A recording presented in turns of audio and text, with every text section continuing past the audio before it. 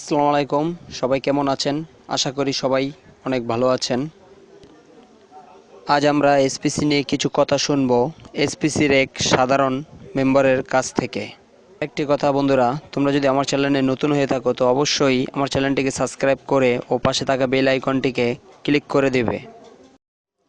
চলুন শুনে আসি সেই ভাইয়ের মুখ থেকে এসপিসিকে নিয়ে কিছু কথা। আসসালামু আলাইকুম ওরহমতুল্লাহ। সম্মানিত এসপিসির সকল গ্রাহক এবং সদস্যদের উদ্দেশ্যে কিছু কথা বলতে চাচ্ছিলাম। হয়তো অনেকে আমার কথাগুলোকে সহজভাবে নিতে পারবেন, হয়তো অনেকে পারবেন না। হয়তো অনেকে বলতে পারবেন আমি এসপিসির দালাল, সেটা বলতে পারেন। কারণ সমালোচনা করার অধিকার আপনাদের আছে, করতেই পারেন। আর আমার সব কথা আপনাদেরকে ভালো লাগবে বিষয়টা এমনও না। কিন্তু আমি মনে করি আমরা যারা এসপিসির সদস্য আছি তারা মোটামুটি অক্ষর জ্ঞান সম্পন্ন মানুষ। আমাদের মাঝে একটা হতাশা কাজ করে, আর এই হতাশা কাজ করাটা আমাদের জন্য একদম স্বাভাবিক একটা বিষয়।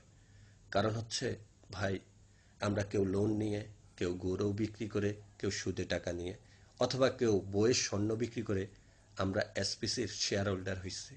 তো আমাদের কষ্ট থাকাটা স্বাভাবিক, আমাদের মাঝে একটা উত্তেজনা থাকা স্বাভাবিক। কারণ আমাদের ভবিষ্যৎ অন্ধকার। এই কথাটা যখন চিন্তা হয়, সকাল হইলে আমাদের কাছে যারা টাকা পাবে তারা আমাদের দরজায় এসে দাঁড়িয়ে থাকবে, কি উত্তর দিব? আমাদের মাঝে এই টেনশনটা স্বাভাবিক। কিন্তু আজকাল যখনই এসপিসি কোম্পানির বিভিন্ন গ্রুপে ঢুকি তখন একটা কথাই আসে। কেউ হয়তো লাইভে এসে, কেউ হয়তো লিখে একটা কথাই বলতে চাচ্ছে, হয় টাকা দাও, নয় এসপিসি দাও। হুম, আপনাদের স্লোগান অনেক ভালো একটা স্লোগান। কথা হলো ভাইয়া, এই স্লোগানটা আমরা কখন করব? এই সময়টা আমাদেরকে নির্ধারণ করতে হবে। এর মাঝে একটা অভিযোগ আছে যে আমাদের যারা ব্যবস্থাপনা পরিচালক প্যানেলে আছে এবং যারা জেলে আছে এবং যারা জেলের বাইরে আছে বিশেষ করে, তারা কেন আমাদের সম্মুখে লাইভে এসে আমাদেরকে নির্দিষ্ট কোনো তারিখ বা নির্দিষ্ট কোনো আশার বাণী শোনায় না? এটা নিয়ে কিন্তু আমাদের সবার একটা অভিযোগ আছে। অভিযোগটা থাকা স্বাভাবিক। কিন্তু আমাকে আপনাকে বুঝতে হবে, যারা বাইরে আছে, ব্যবস্থাপনা পরিচালকদের মাঝে যারা বাইরে আছে, তারা তারাও কিন্তু এই মামলার আসামি। সো তারা চাইলে কিন্তু লাইভে আসতে পারে না, তারা চাইলে আপনাকে ভয়েস মেসেজ দিতে পারে না। কারণ হচ্ছে এই জিনিসগুলো সম্পূর্ণ ট্র্যাক করা হয়, এদের মোবাইল নাম্বার থেকে শুরু করে সব কিছু, এদের লোকেশন সব কিছু।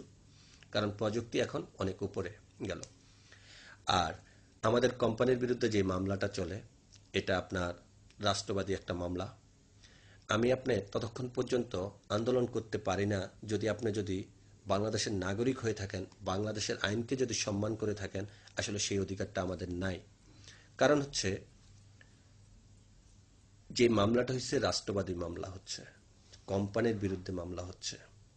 তার মানে রাষ্ট্রপক্ষ কোম্পানির যে কোনো একটা ফল্ট, যে কোনো একটা ভুল পাইছে, রাষ্ট্রপক্ষ চিন্তা করতেছে কি কোম্পানি আমাদের টাকা মেরে দিচ্ছে। আমি আপনি বলি কি না, কোম্পানি সেটা আমাদের সাথে করে নাই, কোম্পানি আমাদের সাথে প্রতারণা করে নাই। তাহলে আমাদের কোম্পানি আসলে কি সেটা করলো নাকি আমাদের সাথে সেটা করে নাই, সেটা সিদ্ধান্ত কিন্তু এখন আদালত দিবে, আমি বা আপনি না। আমি আর আপনি রাস্তায় চিল্লাইয়া আদালত থেকে রায় নিয়ে আসতে পারবো না। কারণ আমি আপনি সংসদে যায় নতুন আইন পাশ করতে পারবো না। হ্যাঁ, আমরা আন্দোলনে যাব, যদি আদালতের রায় আমাদের বিপক্ষে যায় তাহলে আমরা আন্দোলন করব। আমি একমত, সহমত।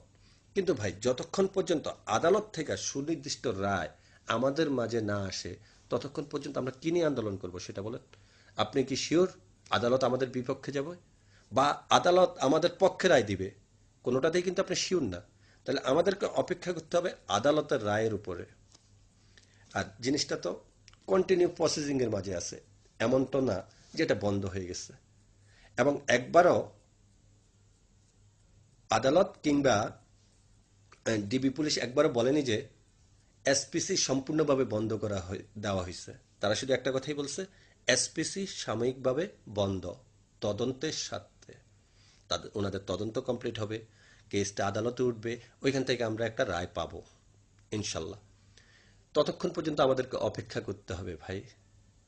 আমি আপনি যদি মনে করি আমরা চিল্লাইলে রায় আমাদের পক্ষে চলে আসবে, এটা ভুল। কারণ 2013 সালে যে আইনটা পাশ হয় ওইখানে একটা কথাই আছে, এই ধরনের কোম্পানিগুলা জন্য নতুন একটা আইন করা হয়েছে যাতে ভোক্তারা বা সাধারণ সদস্যরা যাতে ক্ষতিগ্রস্ত না হয়। তাইলে ভাই আদালতের যদি কোনো রায় আসে সেটা কোম্পানির বিরুদ্ধে গেলেও আমাদের পক্ষে থাকবে, আমাদের সদস্যদের পক্ষে থাকবে, এই বিশ্বাসটা রাখুন আদালতের উপর।